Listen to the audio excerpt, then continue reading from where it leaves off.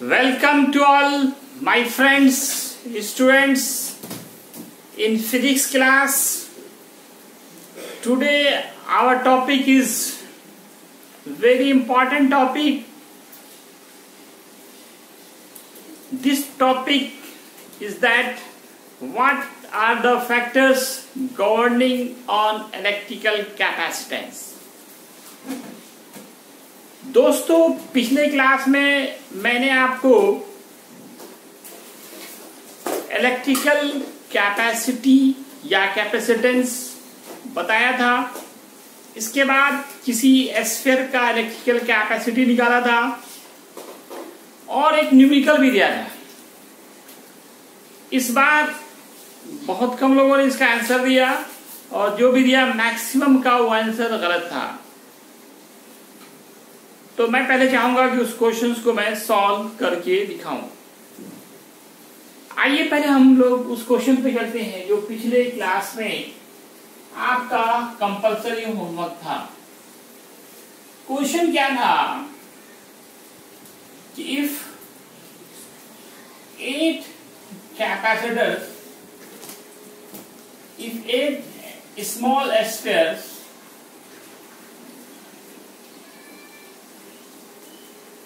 of each capacity या capacitance 1 microfarad are combined together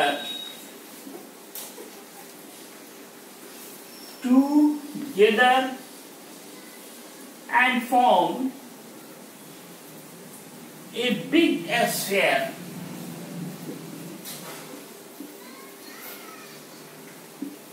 Then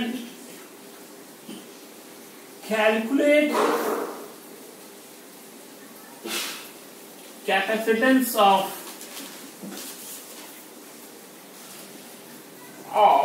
capacitance या फिर इसी को आप इलेक्ट्रिकल कैपेसिटी बोलते हैं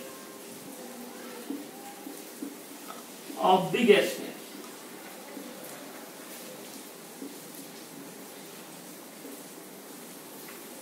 छोटे छोटे स्फीयर्स हैं।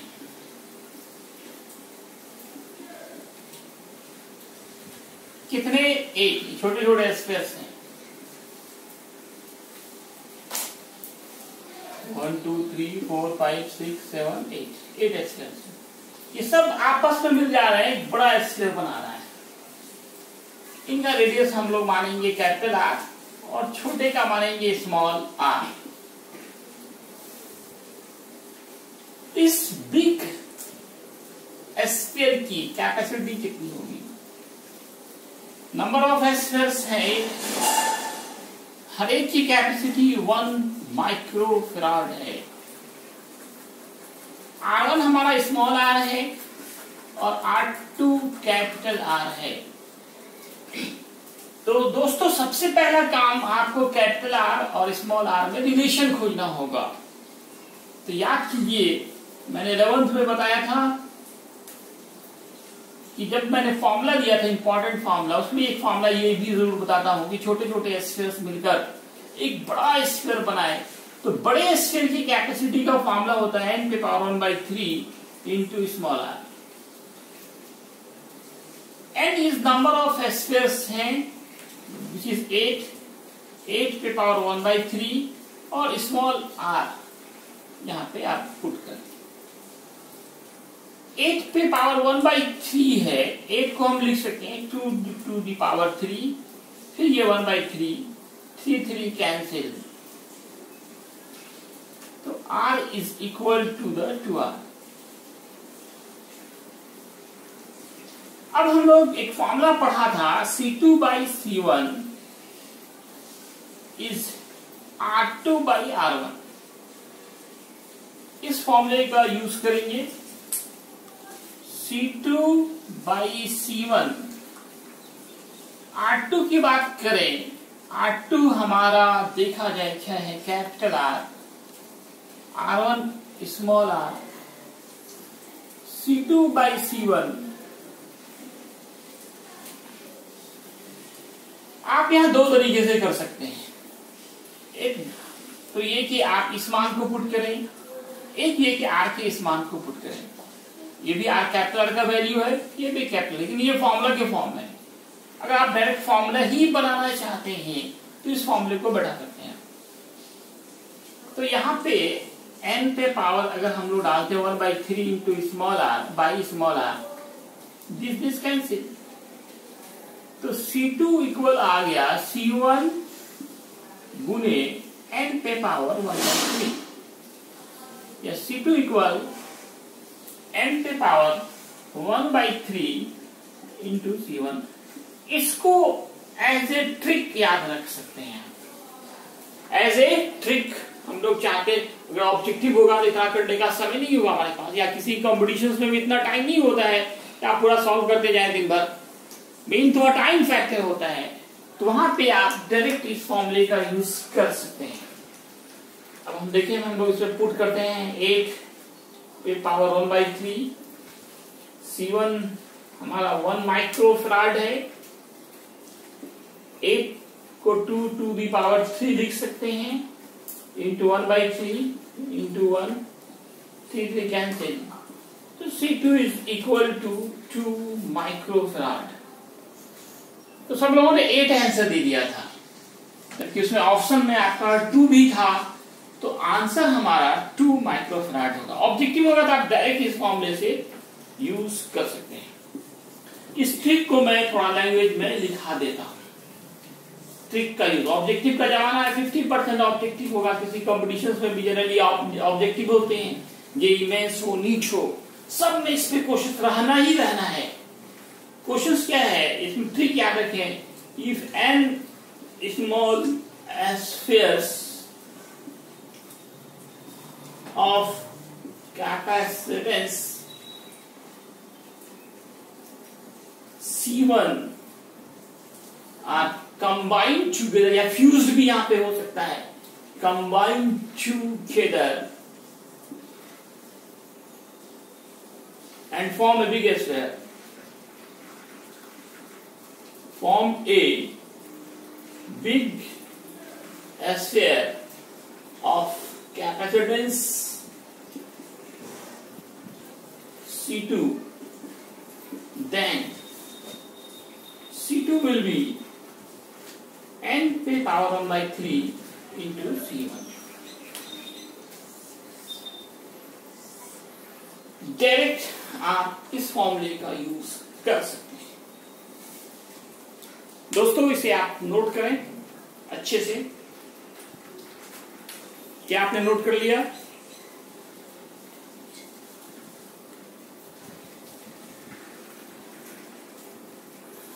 अब मैं इसी क्वेश्चन में थोड़ा ट्विस्ट करूंगा और फिर विजय उसे आपके लिए होमवर्क छोड़ूंगा।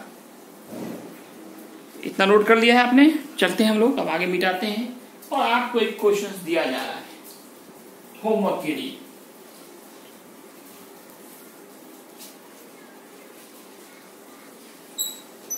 क्वेश्चन हमारा ऊपर जैसा ही होगा, इसी क्वेश्चन में हम सिर्फ थोड़ा सा चेंजिंग करेंगे ताकि आप आसानी से इसको बना सकें, और YouTube के कमेंट बॉक्स पे जाकर जरूर आप इसका आंसर दें। क्वेश्चन क्या है, यहाँ पे नंबर ऑफ एस्पेक्ट्स चेंज हो गए, 8 नहीं हो गए, मैं 125 स्मॉल एस्पेक्ट दे रहा हूं।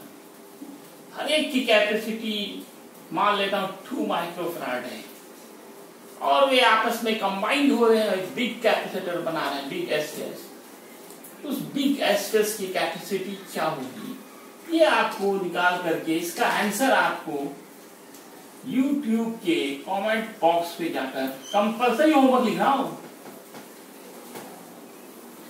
आप लोग है ना हिम्मत अफजाई नहीं करते हैं, मैं इतनी मेहनत करता हूं, आप लोग ना तो इसे लाइक करते हैं, ना ही आंसर देते हैं, और ना ही इसको अपने दोस्तों में शेयर करते हैं।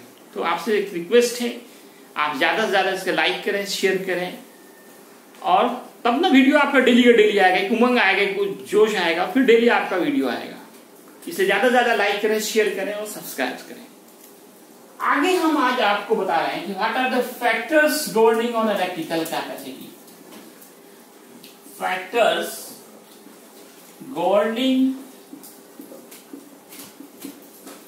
On electrical capacity, electrical capacity और कैपेसिटेंस, किन फैक्टर्स पे डिपेंड करता है।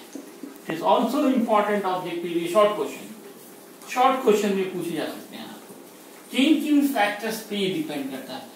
एक तो दोस्तों ये डिपेंड करता है, नंबर 1 फैक्टर जो होते हैं वो सरफेस एरिया पे। हिंदी में इसको बोलेंगे विद्युत धारिता को, क्योंकि आप लोग मैक्सिमम लोग हिंदी मीडियम से होते हैं, उसको थोड़ा हिंदी का भी चाहिए। विद्युत धारिता को प्रभावित करने वाले कारक, प्रभावित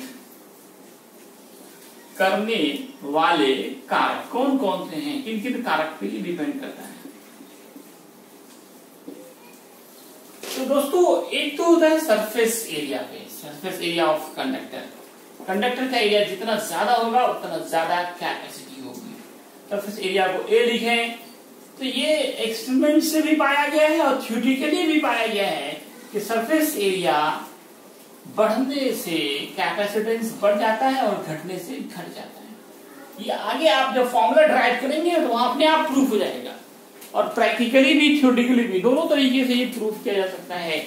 capacitance is directly proportional to the surface area, surface area के ये डायरेक्टली प्रोपोर्शनल होता है।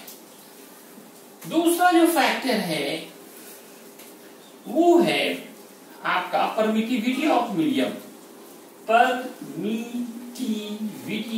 Of medium. Capacity permittivity of medium के बढ़ने से बढ़ता है और घटने से घटता है। परमिटिविटी ऑफ मीडियम बोले या इसको रिलेटिव परमिटिविटी बोल सकते हैं, रिलेटिव परमिटिविटी, या फिर इसको बोल सकते हैं डाइलेक्ट्रिक कांस्टेंट।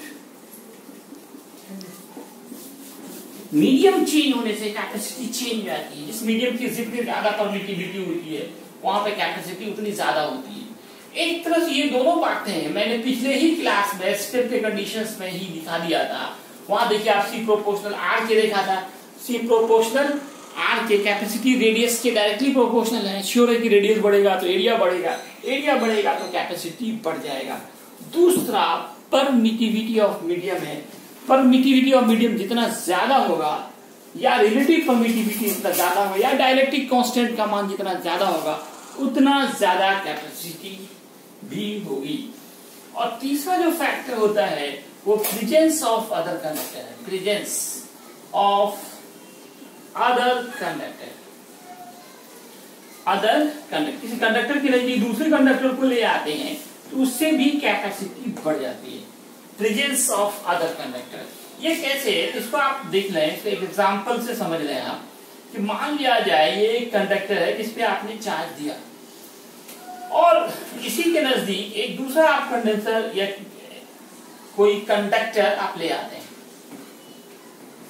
तो होगा क्या, जैसे इस पे प्लस चार्ज है तो जैसे ही इसको नजदीक लाएंगे आपको पता है इंडक्शन होता है, इंडक्शन से यहाँ पे निगेटिव चार्ज डेवलप होगा। इंडक्शन से क्या होगा, निगेटिव चार्ज डेवलप होता है, आपको पता है ना, प्लस को लाएंगे तो माइनस, माइनस को लाएंगे तो प्लस चार्ज डेवलप होगा, जिससे यहाँ पे नेट पोटेंशियल घट जाएगा। और जब नेट पोटेंशियल घट जाएंगे, पोटेंशियल घटती है तो कैपेसिटी बढ़ जाती है, तो इससे क्या होगा, आपका कैपेसिटी बढ़ जाएगी। कैपेसिटी क्या होगी, बढ़ेगी। किसी भी चार्ज कंडक्टर के नजदीक दूसरे कंडक्टर को लाने से चूंकि वहां पे निगेटिव चार्ज डेवलप होते हैं, उस निगेटिव चार्ज के कारण पोटेंशियल हमारा घट जाता है। जब पोटेंशियल घटेगा तो कैपेसिटी क्या होगी, बढ़ जाएगी, कैपेसिटी बढ़ जाएगी। तो इसको आप लैंग्वेज भी दे सकते हैं। आगे जो हमें पढ़ना है कंडेंसर, वह कंडेंसर इसी प्रिंसिपल पे काम करता है। हर एक कंडेंसर में दो प्लेट होते हैं, एक पे चार्ज देते हैं, दूसरे पे इंडक्शन से चार्ज डेवलप कराते हैं और फिर उसे अर्थिंग करा करके और भी ज्यादा पोटेंशियल को घटाया जाता है। जितना ज्यादा पोटेंशियल घटेगा उतना ज्यादा कैपेसिटी क्या होगी, बढ़ जाएगी। तो दोस्तों ये तीसरा वाला जो पॉइंट है उसको थोड़ा सा और समझ लें आप।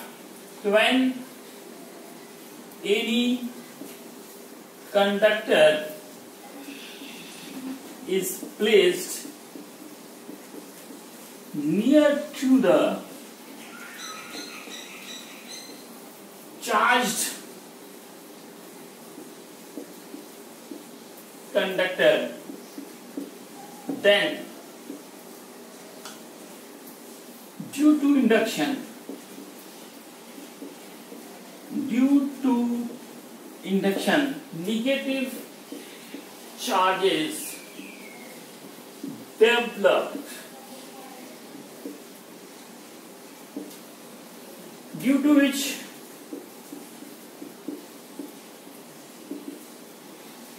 potential difference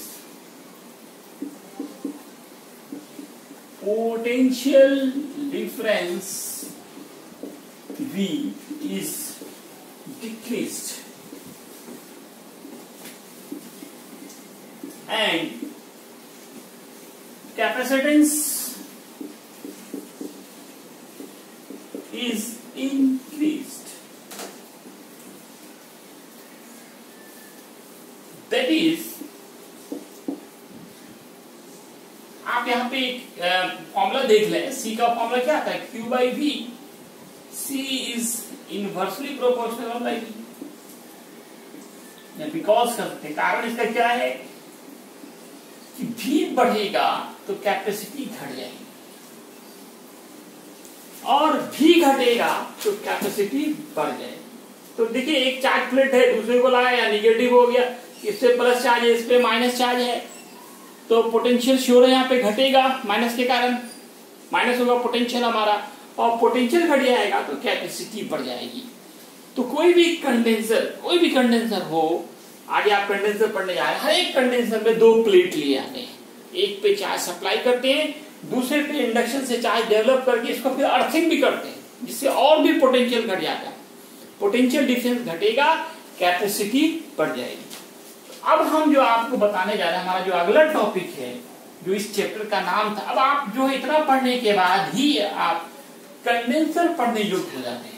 तो हम लोग आते हैं, आज का जो हमारा मेन टॉपिक पढ़ना था वो है कैपेसिटर या कंडेंसर। ये जो कैपेसिटर या कंडेंसर दोनों एक ही चीज है, दोनों में डिफरेंस फिर क्या है? कोई डिफरेंस नहीं है। ये ओल्ड नेम है, कंडेंसर जो पुराना नाम है, और कैपेसिटर जो है ये न्यू नेम है। कंडेंसर या कैपेसिटर, हिंदी नाम इसका होता है संधारित्र।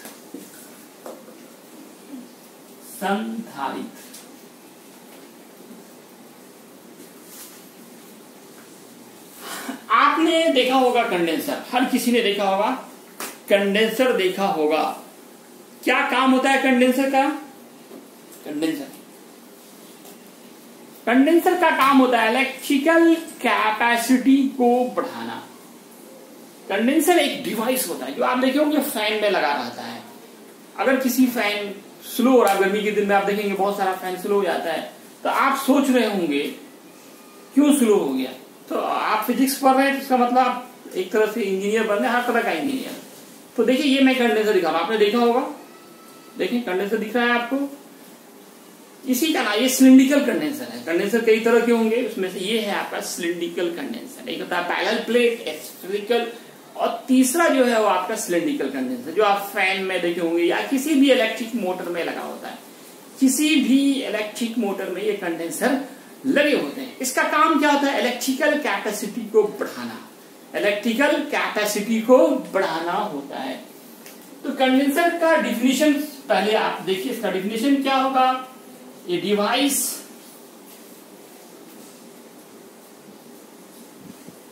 डिफिनेशन बोले या इंट्रोडक्शन बोले, बात एक ही है।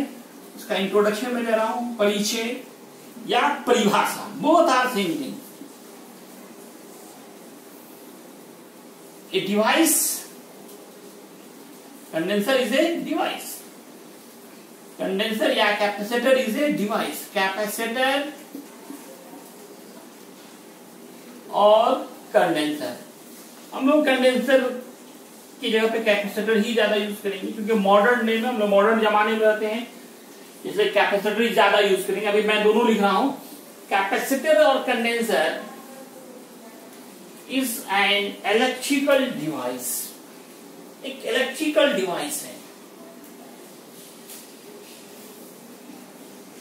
जो क्या करता है, विच इंक्रीज्ड, जो बढ़ाता है, क्या चीज क्या बढ़ाता है, इलेक्ट्रिकल कैपेसिटी को, इलेक्ट्रिकल कैपेसिटी कैसे बढ़ाता है, आर्टिफिशियली, क्योंकि ये मैन मेड है, artificially. Capacitor or condenser is an electrical device with increased electrical capacity artificially, कृत्रिम रूप से इलेक्ट्रिकल कैपेसिटी के मान को ये बढ़ाने का काम करता है कैपेसिटर और कंडेंसर। एनी कंडेंसर, किसी भी कंडेंसर में, कंडेंसर बोला या कैपेसिटर, मैंने कहा ज्यादातर यूज हम लोग कैपेसिटर का ही करते हैं अब, क्योंकि मॉडर्न डे में any capacitor is consist of का मतलब समझते हैं दोस्तों, इसका मतलब है बना होना। ये बना होता है टू प्लेट्स, और एक में दो प्लेट लगे होते हैं, टू प्लेट्स।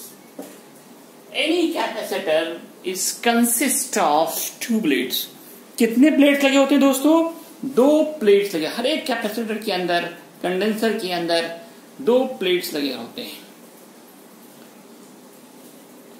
इसमें से एक प्लेट पर आप चार्ज सप्लाई करते हैं और दूसरे प्लेट को अर्थ से जोड़ते हैं।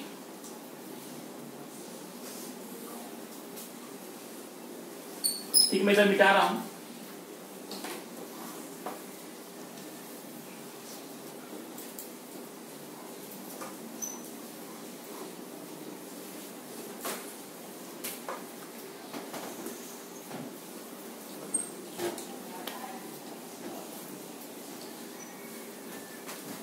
हर एक कंडेंसर्स में कितने प्लेट्स होते हैं, दो प्लेट। एक प्लेट पर चार्जेस सप्लाई किए जाते हैं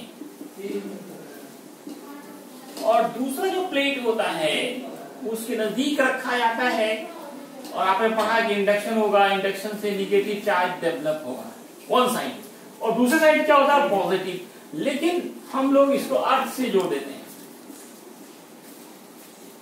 अर्थिंग से जोड़ देते हैं, ताकि जितना प्लस है वो सब जमीन के अंदर जाना चला जाए। हमारा ये अर्थ है एक बहुत बड़ा कंडेंसर है, ग्रेट कैपेसिटी, जितना भी चार्ज है वो सबको खा जाता है, सब आदमी को भी खा जाता है जमीन। इसी तरह से इस अर्थ के अंदर चार्जों को स्टोर करने की अद्भुत, जितना भी चार्ज है सबको ये अपने अंदर खा लेता है, समा जाता है। तो किसी भी कंडेंसर्स के अंदर ये दो प्लेट्स लगे होते हैं, एक पे हम चार्ज सप्लाई करते हैं जिसका नाम होता है कलेक्टिंग प्लेट, और दूसरे को जो हमने अर्थ से जोड़ा इसका नाम होगा कलेक्टिंग प्लेट और कंडेंसिंग प्लेट।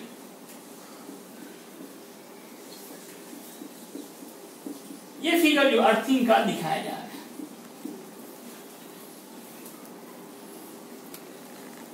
तो दो प्लेट के बने होते हैं, जिस प्लेट पे charges is supplied on one plate, charges is supplied on one plate and another plate, charges is supplied on one plate and another plate is earth, जमीन से जोड़ा जाता है। The plate on which charge is supplied, उसका नाम क्या है वो याद रखें, इज कॉल्ड, कहलाता है collecting plate. And the plate which is earth जिसे जमीन से जोड़ा जाता है, अर्थ से कनेक्ट करने को अर्थ कहते हैं, इज कॉल्ड कहलाता है condensing plate.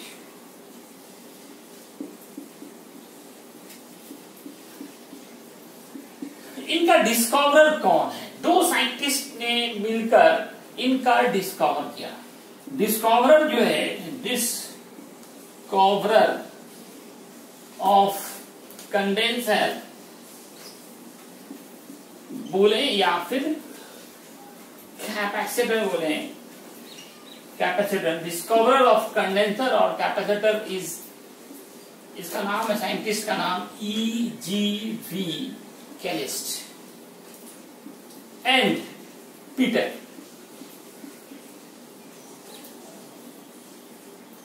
Discoverer of condenser और कैपेसिटर दो साइंटिस्ट हैं, और यहां पे आग लगेगा, E.G.V. कैलिस्ट और पीटर।